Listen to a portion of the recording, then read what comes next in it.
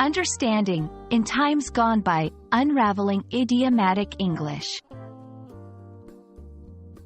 Hello and welcome to today's English learning session. Today, we're going to dive into the fascinating world of English idioms, specifically the phrase, in times gone by. This phrase is a beautiful example of how English can paint pictures with words, taking us on a journey through time and memory. So, let's get started and explore the depths of this picturesque expression.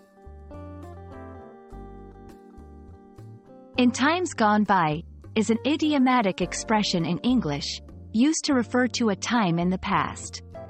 It's similar to saying, in the old days, long ago, or in days of yore.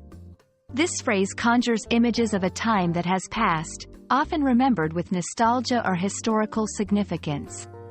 It's a poetic way of reflecting on the past, usually suggesting a contrast with the present. This phrase is often used in storytelling or when reminiscing about the past. It's a common feature in literature, songs, and everyday conversation. For example, in times gone by, this village was a bustling marketplace.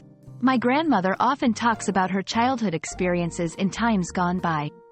Notice how the phrase sets the stage for a historical or personal narrative, instantly transporting the listener or reader to a different era.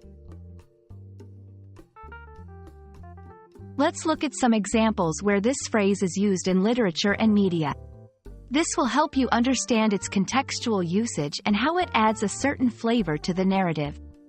In novels, especially historical fiction, you might find sentences like, in times gone by, knights roamed these lands.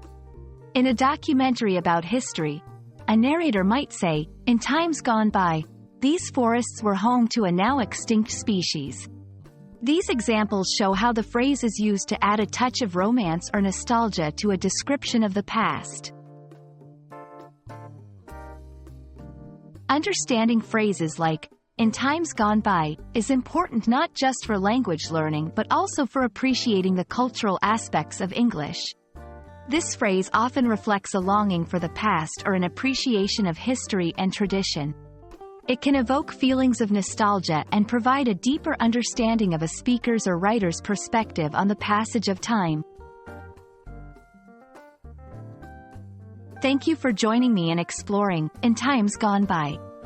I hope this session has not only expanded your understanding of this charming English phrase but also given you a glimpse into the beauty of idiomatic expressions. Remember, learning a language is not just about words and grammar. It's also about embracing the culture and history that the language carries with it. Until next time, keep learning and exploring the wonders of English.